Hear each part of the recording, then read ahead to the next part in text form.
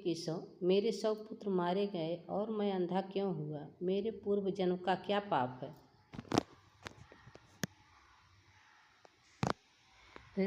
धृतराष्ट्र अंधे थे, लेकिन जब उन्हें पता चला कि गांधारी को 100 पुत्रों का जन्म देने का आशीष है, तो अंधेपन का दुख मिट गया था। धृतराष्ट्र के 100 पुत्र और एक पुत्री हुई। कुरुक्षेत्र में उनके 100 पुत्र मारे गए थे। एक पिता के लिए इससे बड़ी दुख की बात और क्या हो गई कि उसे 100 पुत्रों का शोक मनाना पड़ा।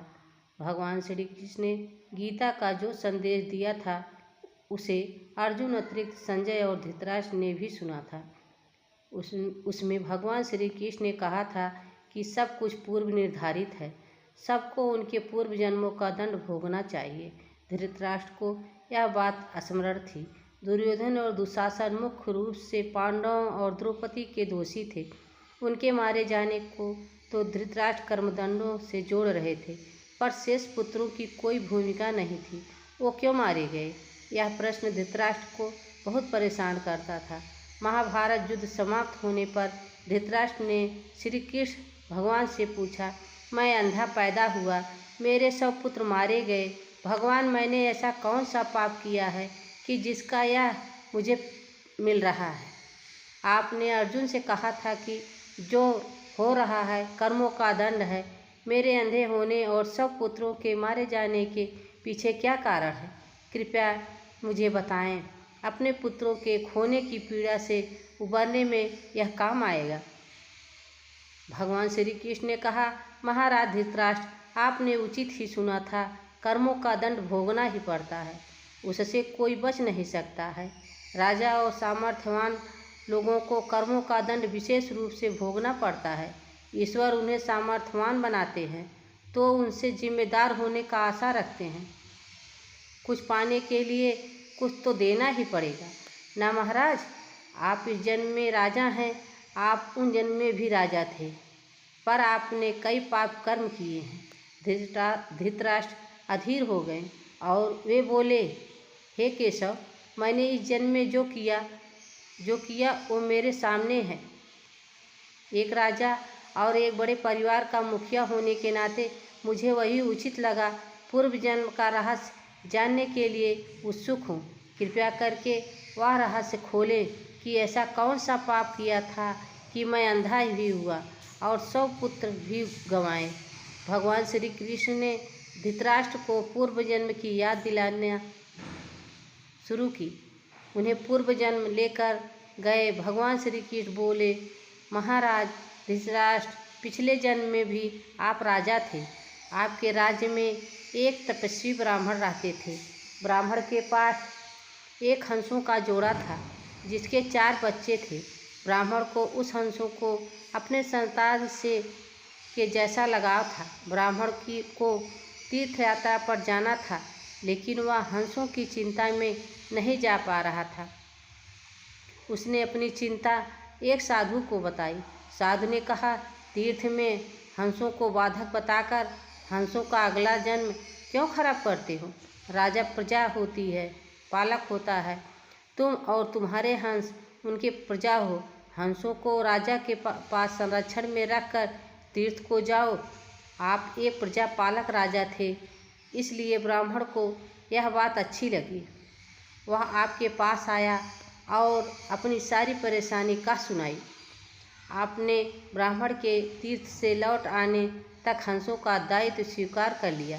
ब्राह्मण हंस और उसके बच्चे आपके पास रखकर तीर्थ यात्रा को चले गए। हंस आपके महल में के तालाब में पलने लगे। आपको एक दिन मांस खाने की तीव्र इच्छा हुई। आप उस समय अपने महल के बाग में घूम रहे थे। आपकी नज़र हंसों पर पड़ गई। आपने सोचा, सभी जीवों का मांस खाया है, पर हंस का मांस आज तक नहीं खाया। इसका स्वाद कैसा होता होगा? आप इसी विषय पर सोचते रहें और हंस का खाने की इच्छा तीव्र होती चली गई और आप खुद को रोक नहीं पाए। आपने 2 हंस के बच्चे को भूनकर खा लिए उसका स्वाद आपकी जिह्वा को लग गई। हंस के एक एक करके 100 बच्चे हुए, आप सबको खाते चले गए। अंततः हंस का संतान ही हीन होकर दुख में मर गया। कई साल बाद वह ब्राह्मण तीर्थ यात्रा से लौटा और आपके पास आया। उसने आपसे अपने हंसों के बारे में पूछा। हंस तो आपके लालच के बल चढ़ चुका है। प्रजापालक राजा यह कैसे कहता है कि उसने अपने प्रजा की संपत्ति को लूट ली, इसलिए आपने ब्राह्मण से कह दिया कि हंस बीमार होकर मर गया। ब्राह्मण आप पर पूरा भरोसा करता था। उसने आपकी बात मान ली और विलाप करते हुए चले गए। महाराज धृतराष्ट्र, आपने हंस के बच्चों को खाकर और झूठ बोलकर एक साथ कई अपराध किए। आपने तीर्थ यात्रा गए ब्राह्मण के साथ विश्वासघात किया, जिसने आप पर इतना विश्वास किया था। आपने प्रजा की धरोहर डाका डालकर राज धर्म नहीं निभाया। जिह्वा के लालच में पड़कर हंस के 100 बच्चे भून कर खा गए, जो आपके पास आश्रय के लिए आए थे। इस तरह आपने उस असहाय का वध किया जिसे आपने आश्रय दिया। वह बहुत बड़ा पाप है। हे राजन, इन घोर पापों का दंड आपको मिला है।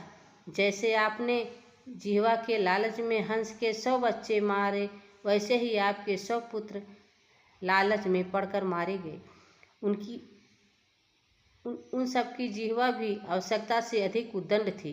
जिसने आप पर आंख मूंद कर भरोसा किया, उस तीर्थयात्री से आपने झूठ बोला और राज धर्म का पालन नहीं किया।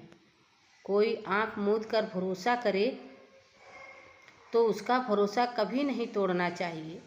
इसी विश्वासघात के कारण आप अंधे और राजकाज में विफल हो गए। भगवान श्री कृष्ण ने कहा, सबसे बड़ा छल होता है विश्वासघात। आप उसी का फल भोग रहे हो। वीडियो अच्छी लगी हो तो लाइक, शेयर और सब्सक्राइब ज़रूर करना। वीडियो देखने के लिए हमारे चैनल को सब्सक्राइब ज़रूर करना। धन्यवाद।